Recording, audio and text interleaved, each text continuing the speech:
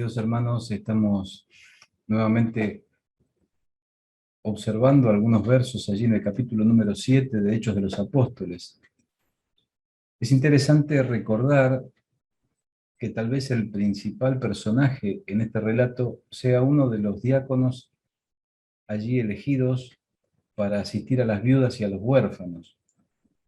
Este singular siervo de Dios, Esteban, tenía algunas particularidades. Algunas emergen cuando nosotros observamos el discurso, una pieza de oratoria muy particular, en donde nosotros estuvimos intentando destacar algunos aspectos tan solo. En esta oportunidad vamos a retomar en el versículo número 48. Esteban ha venido narrando la experiencia del pueblo terrenal de Dios en distintos momentos, y ha atravesado la experiencia que el pueblo terrenal ha tenido allí en el desierto, en donde Dios le mostró a Moisés que debía construir un tabernáculo en donde Dios manifestarse de una manera inequívoca. Allí en el verso 48 dice: si bien el Altísimo no habita en templos hechos de mano, como dice el profeta, a pesar de que ese Dios inmenso, magnífico, al que no podemos abarcar, que muchas veces cuando reflexionamos en él, nuestros pensamientos se confunden, no puede ser contenido por ningún espacio que mano alguna pueda producir. Sin embargo, autolimitándose, el Dios de la eternidad se manifiesta en esta tienda de campaña en el desierto para que su pueblo pueda ser guiado y orientado. Si hubiera sido una iniciativa humana, hubiera sido una pretensión inalcanzable, inabarcable, porque ¿quién puede contener la grandeza de este ser? Dios es tan grande como los profetas los describen. Mire lo que dice allí el verso 49. El cielo es mi trono y la tierra el estrado de mis pies. ¿Qué casa me edificaréis? Dice el Señor. ¿O cuál es el lugar de mi reposo? ¿No hizo mis manos todas estas cosas?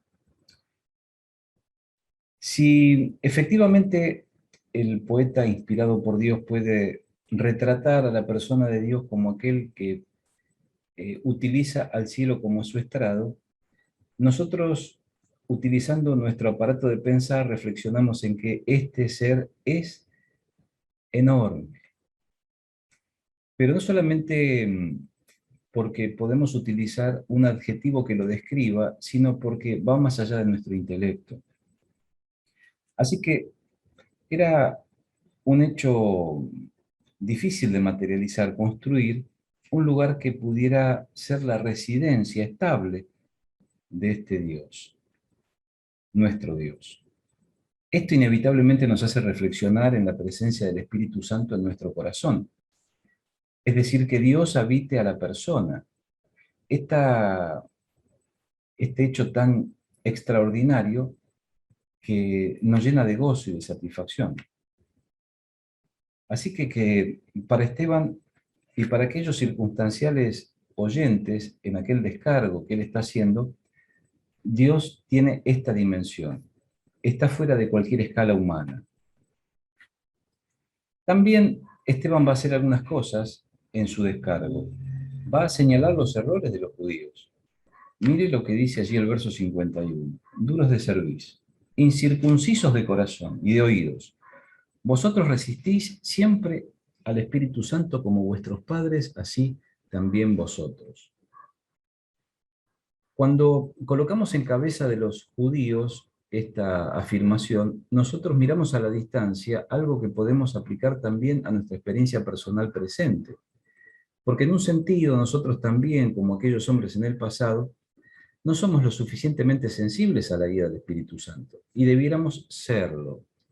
El trabajo combinado del Espíritu Santo en nuestro interior, aplicando la palabra efectivamente a nuestra mente, tiene que concursar en hechos que puedan producir cambios permanentes en nuestra vida y también influir en otros para bien.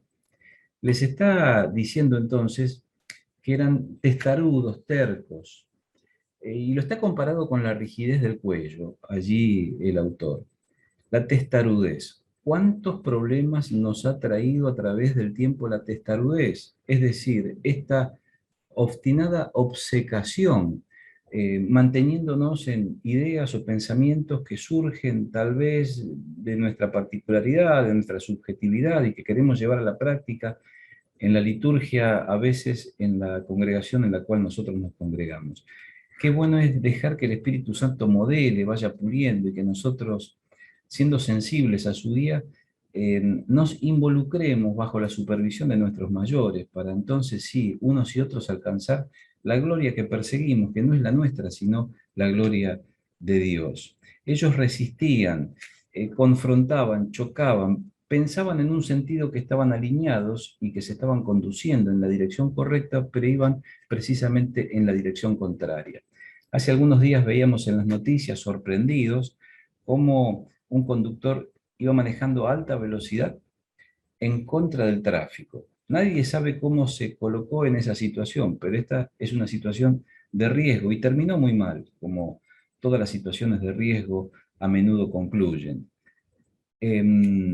Otro de los cargos que Dios a través de Esteban pone en cabeza de aquellos que estaban escuchando con el ánimo de ser hostiles con Esteban, lo siguiente, el verso 52 dice: ¿a cuál de los profetas no persiguieron vuestros padres y mataron a los que anunciaron de antemano la venida del justo, a quien vosotros ahora habéis entregado y matado? Esta es una tremenda afirmación de parte de Esteban. Les está diciendo a los judíos que mataron al Mesías, que le quitaron la vida al prometido, aquel que ellos estaban aguardando, que no tuvieron la capacidad de reconocer, que no fueron lo suficientemente sagaces, astutos, inteligentes, que no tuvieron la virtud en ellos como para poder, con la narración de las Sagradas Escrituras, advertir que Jesucristo era quien había dicho ser. Algunas cosas que allí nosotros puntualizamos. Estos hombres habían heredado hábitos. ¿Cuáles eran los hábitos heredados? Perseguir a aquellos que anunciaban de antemano la palabra de Dios, es decir, el antagonismo, la confrontación. Son todas palabras que nosotros también podemos traer a nuestro presente y mirarlas detenidamente y tratar de consustanciarnos con nuestra práctica cotidiana. Vaya, que el Señor nos libre de altercados y de confrontaciones estériles. Confrontamos todos, individual y colectivamente, en contra del pecado. Enfrentamos la animadversión de personas que no quieren escuchar el mensaje poderoso del Evangelio. Esto es así en nuestra experiencia personal y está bien que así lo sea, pero cuando traspolamos esta experiencia que es habitual en el contacto con aquellos que no conocen a Dios a nuestra vida en comunión con otros cristianos, allí tenemos nosotros también que hacer alguna rectificación, alguna corrección. Estos hombres anunciaban anticipadamente la venida del justo. Estaban diciéndoles que el Señor iba a venir, y cuando Él llegó no lo reconocieron. Nosotros tenemos en este tiempo presente una responsabilidad semejante. Anunciamos el Evangelio para que las personas reconozcan sus pecados y, reconociendo sus pecados, puedan tener alguna oportunidad de depositar su confianza en Jesucristo para salvarse. Pero además anunciamos el retorno de Jesucristo a la tierra. Y querido hermano y querida hermana, tenemos que estar muy contentos, muy satisfechos también, porque lo que hemos aprendido, el arrebatamiento, está próximo a suceder. Y si este hecho anunciado en la Escritura está próximo a suceder, no hay ninguna circunstancia, por lo difícil que sea en nuestra experiencia presente, que pueda desdibujar la nota gloriosa que hemos en breve de escuchar, esta imagen sorprendente del Señor viniendo en las nubes a retirar a los suyos. También Esteban les va allí a señalar que no guardaron la ley. Ellos que tenían esta actitud tal vez de cierto orgullo, pensando que tenían la capacidad para discernir cuando no la tuvieron en realidad, era una directa consecuencia de que ignoraban la palabra de Dios. Para ellos, en aquel momento, el término que se ajustaba a esto era ignorar la ley. Vosotros que recibisteis la ley por disposición de ángeles y no la guardasteis. Oyendo estas cosas, se enfurecían en sus corazones y crujían los dientes contra él. Cuando señalamos la verdad, y cuando la verdad es categórica y no hay argumento que se pueda plantear para disminuirla, diluirla, hacerla desaparecer, comienza la hostilidad. Y esa hostilidad crece, es como si no se pudiera detener. Es indudable que los israelitas habían recibido la ley a través de hombres piadosos que pagaron un alto precio para poder comunicarla. Otros lo hicieron para poder registrarla en los libros que encontramos en la Sagrada Escritura, principalmente en el Antiguo Testamento para los judíos a quienes Esteban les estaba hablando. Sin embargo, muy a pesar de los hechos extraordinarios o sobrenaturales que certifican que lo que escribieron o comunicaron verbalmente era cierto, ellos ofensivamente lo negaron una y otra vez. Que el Señor nos ayude en este tiempo tan particular a ser sensibles a aquellas cosas que vemos a nuestro alrededor, a recurrir a la Sagrada Escritura para cerciorarnos cuál es la época que nos ha tocado vivir y consustanciado con los acontecimientos, pero principalmente serenos en la presencia de Dios, podamos orientar nuestra vida en aquella dirección en la cual el Espíritu Santo quiere conducirnos para poder hacer aquellas cosas que están conforme al propósito de Dios para nuestras vidas. Hay muchas cosas por hacer aún. Esteban afirma tener una visión celestial, dice, pero Esteban lleno del Espíritu Santo. Mire qué afirmación de Esteban. Allí Lucas está registrando entonces la historia y asocia la experiencia de Esteban a una experiencia espiritual, que para Esteban era frecuente, pero que para nosotros es una constante.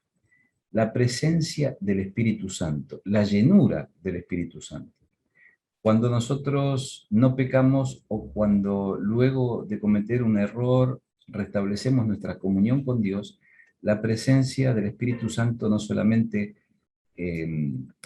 se mantiene, sino que se percibe de una forma muy evidente.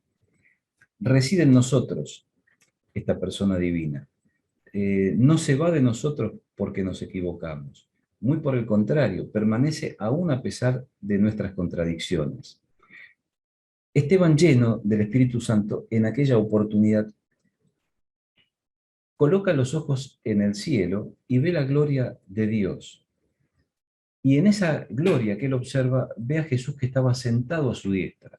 Y dijo, veo los cielos abiertos y al Hijo del Hombre que está a la diestra de Dios. En tiempos de especial dificultad, en tiempos de dolor inenarrable, atravesando no solamente críticas, sino hostilidad, y como vamos a ver en un instante incluso, la pérdida de su propia vida, Esteban tiene esta visión tan particular. Puede presentir, puede observar a la persona del Hijo a la diestra del Padre. Qué experiencia singular. Nosotros a veces en la intimidad con Dios imaginamos estos escenarios. Cuando leemos la Sagrada Escritura y nos consustanciamos con lo que ella dice, muchas veces nos sentimos sumergidos en la historia y nos sentimos partícipes de ella. Sentimos gozo en el corazón porque el Espíritu Santo nos está conduciendo a través de cada frase, de cada palabra, de cada segmento de la Escritura para edificar nuestra vida espiritual y para ir aconsejándonos de cómo debemos comportarnos. Pero no nos cabe ninguna duda, y este ejemplo es muy valioso en este tiempo, que enfrentando situaciones aún más difíciles, situaciones de una adversidad que tal vez para nosotros sea desconocida en el presente, Dios ha de regalarnos una experiencia parecida.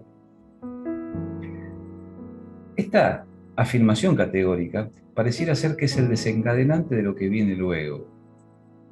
Estos intolerantes, estas personas crueles, estas personas incapaces, estas personas necias, estos que desconocían, ignoraban la ley, aunque la ley provenía de los mismos ángeles, llegaron a la máxima expresión de su desvarío cuando ofuscados terminan, o al menos intentan terminar con la vida de Esteban. En todo caso, terminaron con su vida física, tan solo. Entonces ellos, gritando, se taparon y arremetieron a una contra él. Lo echaron fuera de la ciudad y lo apedrearon. Los testigos pusieron sus ropas a los pies de un joven que se llamaba Saulo. Mientras lo apedreaban, Esteban oraba y decía: Señor Jesús, recibe mi espíritu. Puesto de rodillas, clamó a gran voz: Señor, no le tomes en cuenta este pecado. Habiendo dicho esto, durmió. Mire qué escena tan terrible y al mismo tiempo tan llena de misericordia y gracia. La respuesta de Esteban es muy semejante a la respuesta del Maestro en circunstancias semejantes. ¿Cómo respondemos nosotros frente a situaciones adversas? Sería la pregunta que debiéramos nosotros plantearnos en este tiempo. Tenemos esta capacidad espiritual, esta actitud longánime, esta paciencia, esta capacidad de poder estar debajo de la carga sosteniéndola, asistidos por el Espíritu Santo, o sucumbimos frente a ella. O de nuestros labios salen expresiones quejosas. Que Dios te ayude y me ayude a mí también en este tiempo tan particular para poder reproducir estas actitudes ejemplares que encontramos en la Sagrada Escritura. En un tiempo en donde también, a pesar de tener una enorme cantidad de oportunidades para predicar el Evangelio, enfrentaremos adversidades, oposición, actitudes hostiles y tal vez crueles. Pero atravesando estas situaciones, que tengamos esta templanza en nuestro interior, esta capacidad de saber que estamos haciendo aquello que Dios nos ha dicho que es nuestra responsabilidad. Querido hermano, querida hermana, en vistas de la inminente presencia del Señor Jesús para venir a buscarnos en breve, en vistas de todas las glorias que nos esperan en los cielos, que usted y yo y todos los que componemos la iglesia a la cual pertenecemos tengamos esta misma convicción. Falta muy poco, claro que sí, pero aún hay muchas cosas por hacer. Que el Señor te dé la voluntad, la capacidad, la disposición y la entrega, que no era característica de estos hombres en el pasado, que estaban desenfocados espiritualmente, que cometían errores y errores tremendos, incluso como este jovencito que estaba allí guardando las ropas de quien iba a ser apedreado. Saulo de Tarso, alguien que consentía en la muerte de este singular hombre de Dios, que luego de un tiempo tendría que encontrarse con el Señor Jesús camino de Damasco y entregarse sin ningún tipo de reservas para llevar adelante un ministerio singular. En vistas de todas estas cosas, que podamos entonces retemplar nuestro ánimo para poder servir a Dios como merece ser servido. Que pueda ser así para su gloria y para su honra.